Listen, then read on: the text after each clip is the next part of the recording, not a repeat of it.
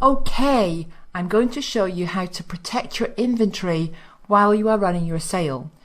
If you are running a sale for say 20% or 30%, even 35 or 40% off, then it's not necessary to do this, but anything above 40%, you should do it because for one thing, you may have somebody come along who buys as many as they possibly can. They buy all your stock with the intention of reselling it because at a 40% or above discount, they could potentially make a profit. The higher your discount, the more likely that this will happen. So you do need to go through this step.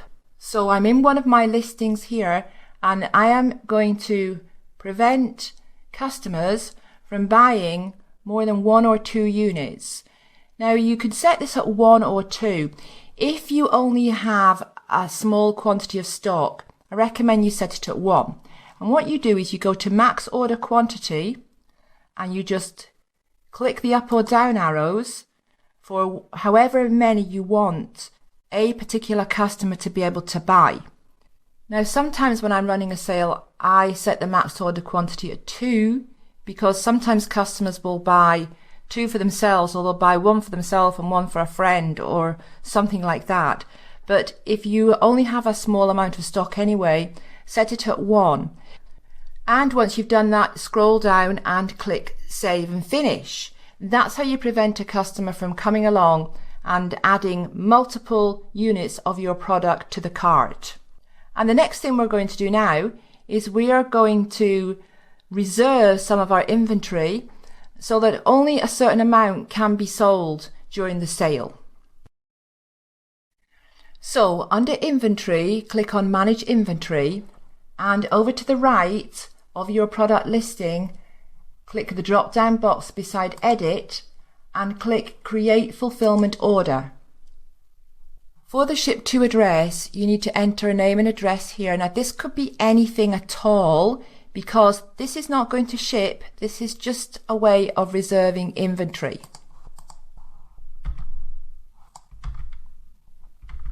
You can leave order ID blank, that'll be generated, and you can also leave this part blank here. In fact, leave all of this blank and just leave as is. So the order date would be the date you are setting it up.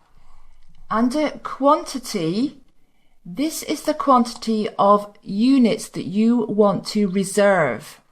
So for example, if you have 50 units of stock and you want to make sure that only 25 of those are sold during the sale, you can reserve the other 25. Click on Continue, and on the next page here, tick Hold this inventory up to 2 weeks. This is very important, okay? You don't want to leave the box ticked for Ship This Inventory. You want the box ticked that says hold this inventory up to 2 weeks. Now what's going to happen here is that if within this 2-week period you do not come in and you do not tick Ship This Inventory, this would be cancelled. This whole order here will be cancelled.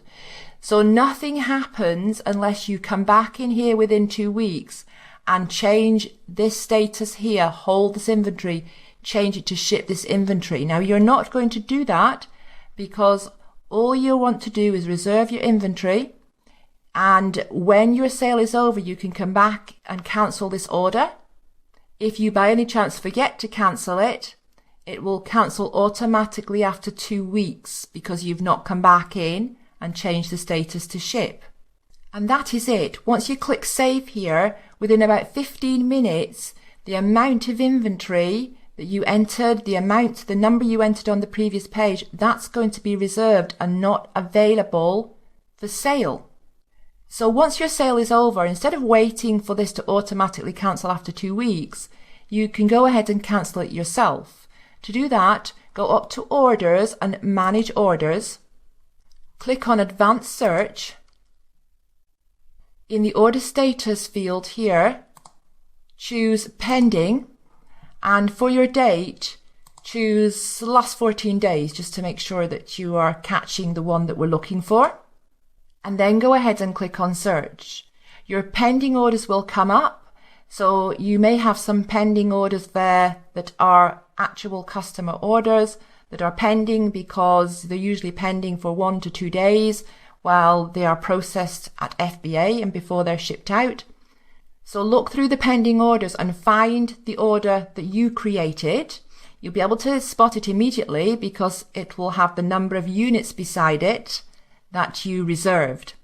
Then you can click on that order ID and simply cancel that fulfillment order. Within about 15 minutes again, those units of stock will be back under your available stock, so they will be available for sale. And once again, if by any chance you do forget, it's not the end of the world because the fulfillment order will cancel itself automatically after 14 days.